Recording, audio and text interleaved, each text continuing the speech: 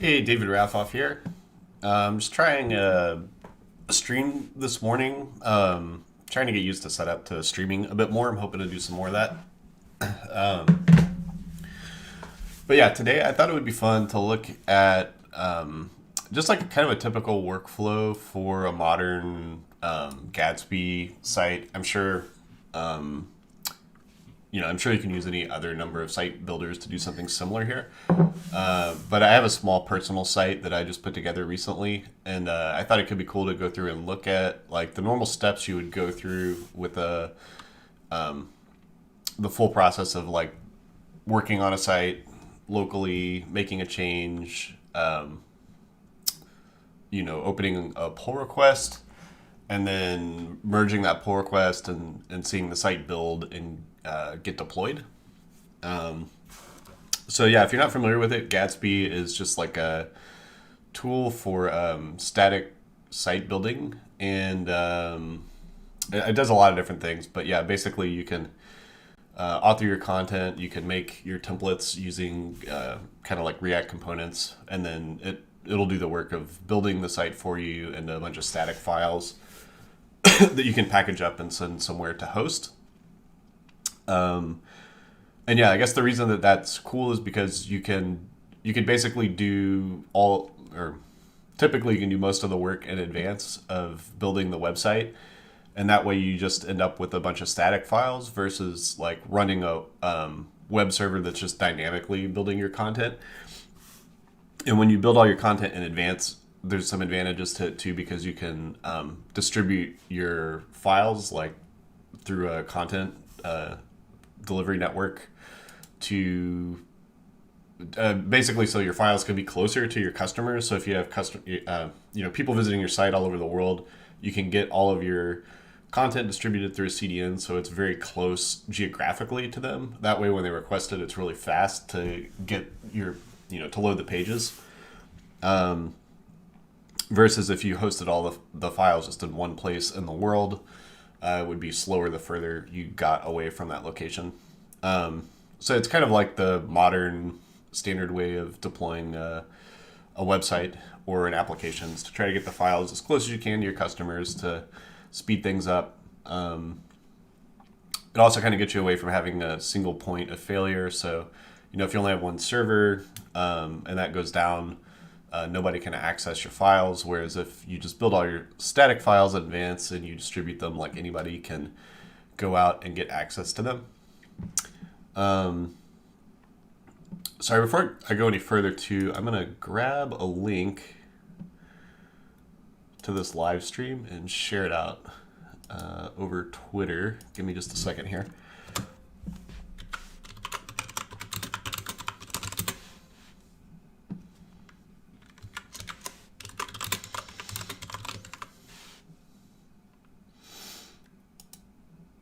Cool. There we go. So, yeah, so I guess may as well just jump in and get started here. So let me switch up my setup. Give me just a second. Okay. So yeah, I've been working on this small site here. You may have noticed some changes on the channel too. I think I changed the icon for the channel to be the face of this little dog here. But yeah, basically what we have is a website, and this is actually running locally on my machine right now. So you can see I'm on localhost 8000, and we can click around and go to all these different pages. And we're going to switch over to the console here. So basically what's going on is I'm just running via yarn start. I'm running a Gatsby site that I have locally. And I'll show you what the files look like on that real quick if you're not familiar with it. So here there's just going to be components and like a layout, overall layout, and then individual pages here. There's different ways to do this. For now, I just wrote my content directly in these different pages. And basically all this stuff gets built through through a build command, and then it turns it into a static site, and it's going to build it in a public folder, and the public folder is going to end up being what you want to host. So I thought what we could do here is just go through like a small change to this site and just walk through how it's going to get deployed. So yeah, this is like my local version of the site. I guess we could pull up a live version as well.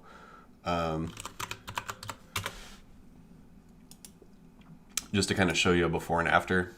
So here we go. This is the live one. So what we're going to do is, this is the local version. I'm going to make a change to the content locally, and I'll make a separate Git branch for that and open a pull request. And then we'll go into the repo, which I have open here. It's a private repo, but this is on GitHub. So what I'll do is I'll open a pull request from that branch, and then when I merge it, what's going to happen is Netlify over here knows that I have this repository, and whenever I make a change to master, it's just going to pick it up and build it. And you can see some of the settings it's going to use here. It's going to run this Gatsby build command, and then it's going to wait for the site to build. And then when it's done, it's going to look inside the public directory and just ship anything that's in that public directory. And we'll be able to see also, I'm going to switch over here for now, but we'll be able to see here that it's running build. And yeah, so let's just find some quick thing we can change on here. So let's see. Yeah, so this sentence is a little awkward, so I'm going to change this one. So this is the health page. So here I'm just asking a bunch of questions about potential bad habits. So here on this next sentence, I'm going to say, unfortunately, many of us answered yes, or answer yes to the above questions about common bad habits of programmers that are very unhealthy. So we'll just save that. And then there's different ways we could do this. Oh, sorry, just a second. We're not going to go that way. I'll just do this through the console for now, through the terminal. So I'm just going to check out a branch here. I have some shortcuts set up here. Let me just spell this out maybe. So git checkout -b for a new branch. And then we're just going to call this chore demo netlify change. Okay, so we got a new branch here now. And then we can do a git status. And I made some changes earlier. I just updated some packages, so that's why the package.json stuff's showing up. So let's actually commit these separately. Let's make this kind of cleaner. So we'll add the package changes.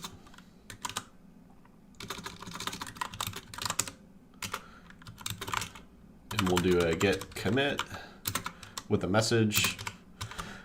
So this is just a quick way to do a commit from the command line without having to write out a long message. So we'll just say updated packages. And then if we do a git status again, you'll see we only have that one file. And then I'll just say git add dot, because there's only one change and I want to add everything. That's what the dot does. And then we'll do another git commit. I'm going to say reword awkward sentence. So there we go. And then there's different ways to do this to push up this change, but I'm just going to do a git push and it's going to complain that this doesn't exist. And then I'm just going to copy this command. Sorry, I'm not used to the shortcuts on Pop OS yet. It's giving me some garbage. Okay, so this is going to push this branch. It's going to basically create a branch of the same name at origin. And the origin for my project is GitHub at the moment. I can show you that in just a second. Okay, so that pushed that up. Yeah, if we look at my remotes, you can see we have the origin is set to my GitHub repo.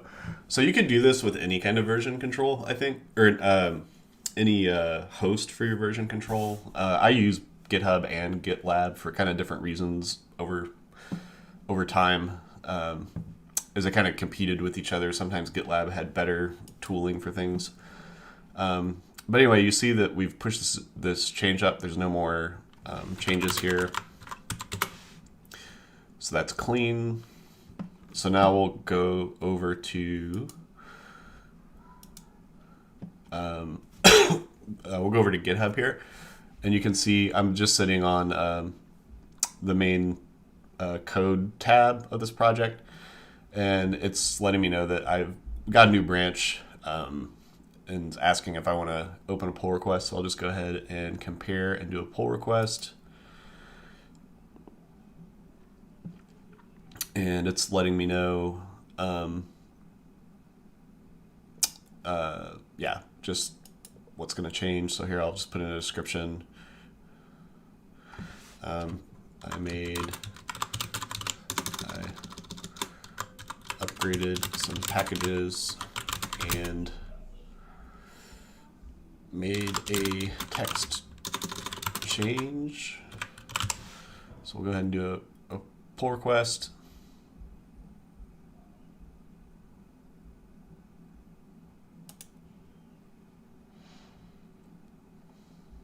And then I don't currently have any checks in place here. Well, actually, I take that back. It looks like interesting. I've never actually seen this before. So looks like Netlify has some things set up automatically to run some checks. So we're just gonna let it do its thing here for a minute. But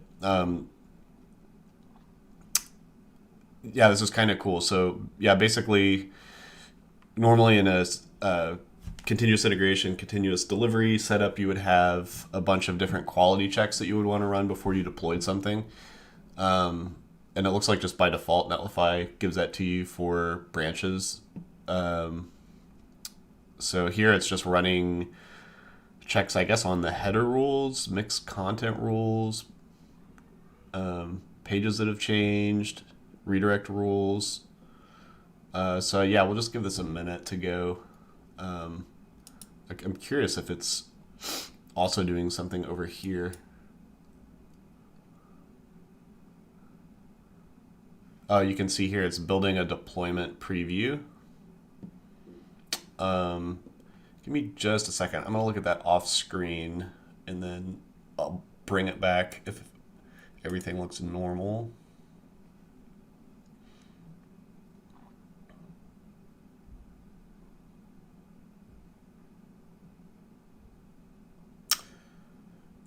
Okay. So yeah, it's just running through a series of checks. Here it's just kind of going through all the build steps. You can see it's giving me some warnings. I've had some kind of nasty problems with Gatsby 4 and their starter kit. Just the dependency I have a lot of vulnerabilities, and like no matter how I try to get the packages up to date, it still has a lot. So that's been a little frustrating, but anyway, it looks like it's going through all the checks, and then we can see over here it's starting to come back and let us know that these things have passed. So you can see here some of these checks just didn't apply, I guess, or don't look like they have like pass-fail criteria basically. But some of these other checks did, and yeah, basically everything looks good. So I'm just going to go ahead, take a look at the changes. Oh yeah, this is very strange. I don't know. This actually looks very wrong.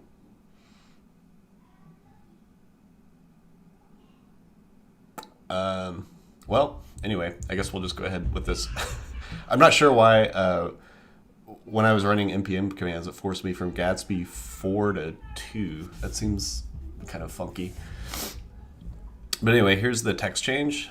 So normally you would have people go through and like, if you're on a team or something, you would go through and have people review this. I can't approve my own PR, so I'm not going to do anything with that. But here, I'll just go ahead and merge this. So I'm looking at chore demo Netlify change on drafoff RESTful coder website. So we'll go ahead and merge this pull request.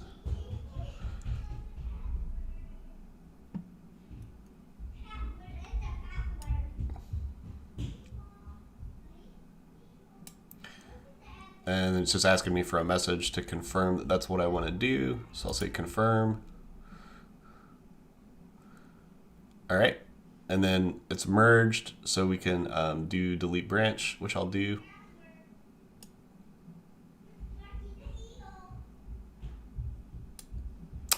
And now that branch is deleted. And then we should see over here that we've basically kicked off a production build. Again, I'm going to take a look at that off screen just for a second.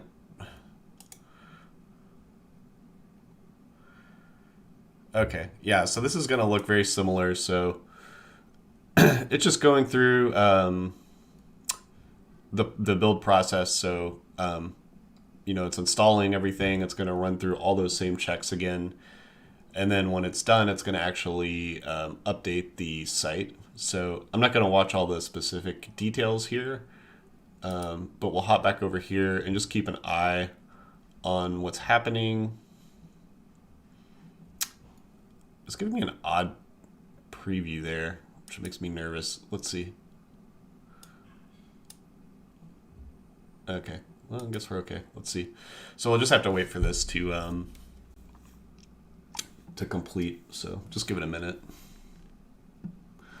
Yeah, I can't remember. I think the previous times I've done this, I think it takes about like 3 to 5 minutes before it completes.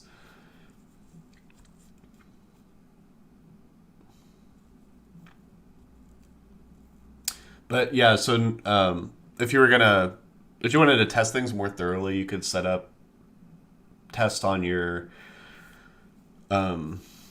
like React components. You could set up tests that ensure certain pieces of content don't change. You could run any number of quality checks you wanted to run, like if you wanted to make sure your site content was valid. Like if you're writing it as Markdown, you can make sure it's like valid Markdown, or do any number of things you wanted to check as part of your process. So yeah, you can see here it has switched from building to published. So if we go over here, we should be able to see that sentence updated. Yep.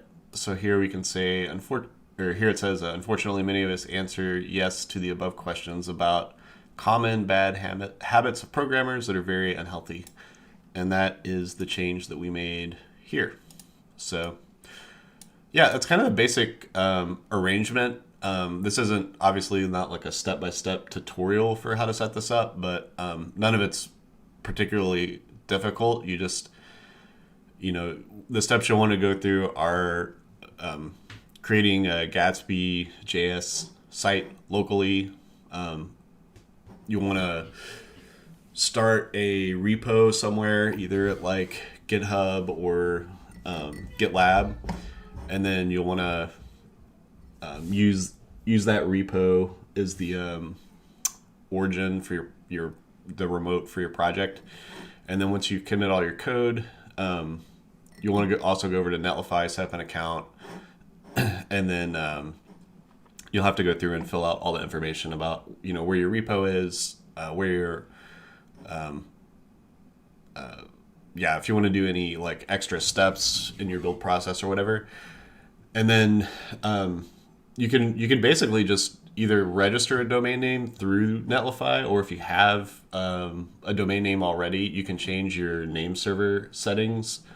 And they have some information in their documentation about how you would do that to be compatible with their site. But I think when I hadn't done this process in a long time, and when I went through and set all this up after having just locally set up kind of my basic website, I think the whole thing took me maybe like 90 minutes or 2 hours to wire it all up and actually like test it out once or twice. But yeah, it's a pretty nice, easy setup. And if you're thinking of putting together a site or something, I recommend using them. You have lots of options for hosting sites. I think the most common complaint I've seen for Netlify is just like at some point you're going to go, if you are doing a lot of deployments, at some point you're going to go over their like free tier cap. And I think the way they handle it is they don't immediately charge you, but they just kind of give you a warning that you're over the limit and that at some point they're going to start charging you. I haven't gotten anywhere close to that yet because I don't really make that many changes to this site, but that's just something to watch out for. There's a lot of different hosting options out there. Some people recommend using AWS Amplify, which has its ups and downs too. It's kind of like almost like a wizard type approach to it's like Amazon's official tool that's like a simple way to get going with AWS and get things set up in kind of a modern arrangement where you're taking advantage of like CDNs and having a build process and all that kind of stuff. So the pros and cons to that are, I think that's really easy to get started with, but when you outgrow it, which you'll probably do at some point, it's kind of hard to migrate from that just to like a plain old AWS arrangement that you would do independently of Amplify. I don't know how true that is. I've just seen people complain about that. And realistically, like any of these services are probably basically using AWS behind the scenes. So if you don't mind, if you're a little more familiar with AWS or you're more like kind of familiar with DevOps stuff in general, you might be okay with just going straight to Amazon and setting a lot of this up directly. But I have some familiarity with it, and I have to say it's pretty nice that Netlify just makes it easy to do this. And you don't have to worry too much about how it all works behind the scenes. So yeah, definitely recommend trying it out. Let me know if you give it a shot. Leave me a comment if this was helpful. Leave a like on the stream or whatever. If this helped you out. I'm interested in doing more streaming, so also let me know if you enjoyed streams or if you prefer just regular old videos. So anyway, thanks for watching, and I will see you in the next one.